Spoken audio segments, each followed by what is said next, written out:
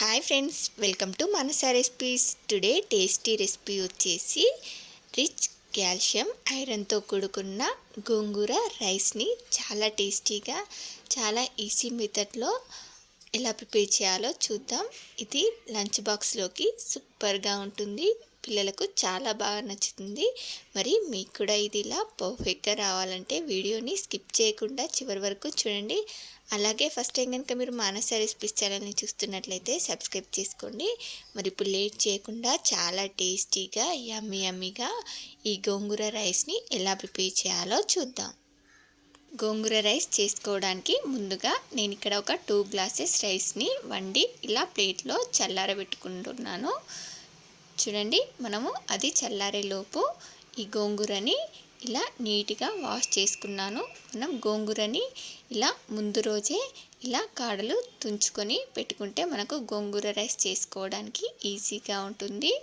నేను ఇక్కడ 2 గ్లాసుల రైస్ని తీసుకున్నాను కాబట్టి ఇలా ఈ గుప్పిడితో 3 గుప్పిళ్ళ గోంగూరని తీసుకుంటున్నాను.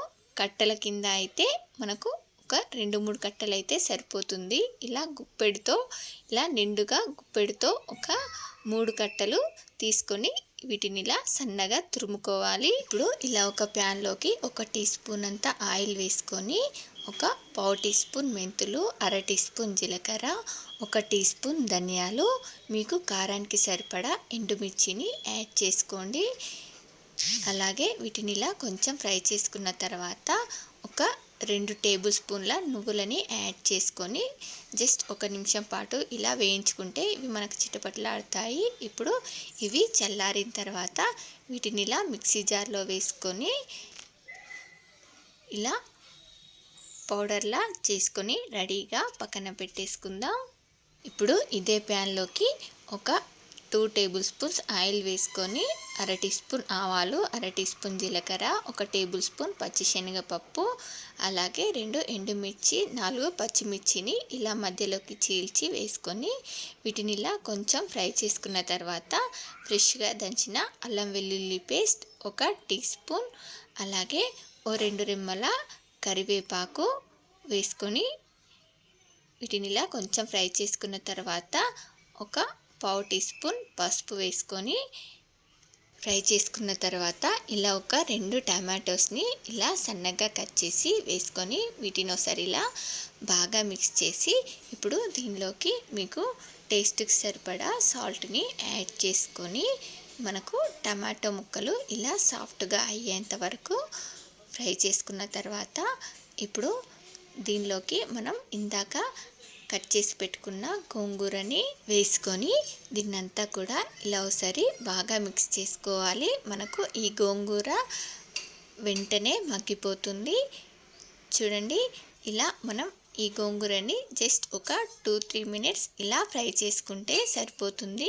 ఇలా మనకు గోంగూర ఇలా సాఫ్ట్గా అయిపోతుంది.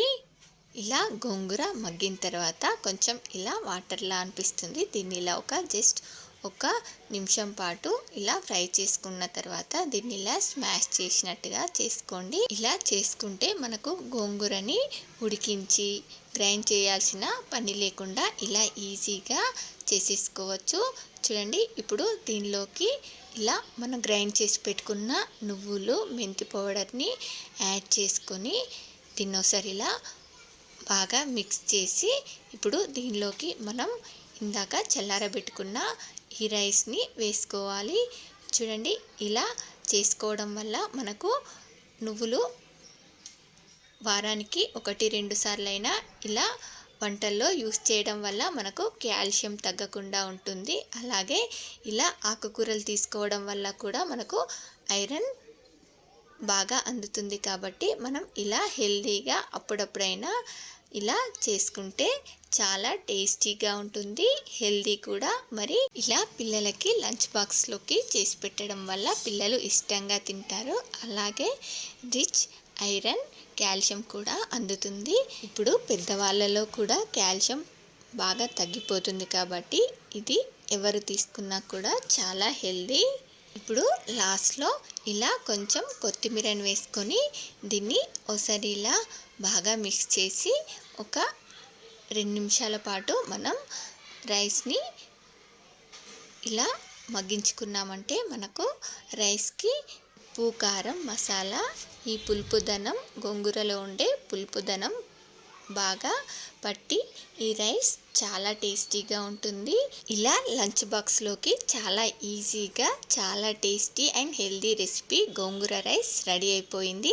మరి మీలో ఎంతమందికి ఈ గోంగూర రైస్ నచ్చిందో ఒక లైక్ చేసి కామెంట్ చేయండి. అలాగే మీకు ఈ రెసిపీ కనుక నచ్చినట్లయితే మా ఛానల్ని లైక్ చేయండి, షేర్ చేయండి. మరిన్ని టేస్టీ అండ్ హెల్దీ రెసిపీస్ కోసం మానస రెసిపీస్ ఛానల్ని సబ్స్క్రైబ్ చేసి దాని పక్కనే ఉన్న బెల్ సింబల్ని క్లిక్ చేయండి. Thank you for watching my video.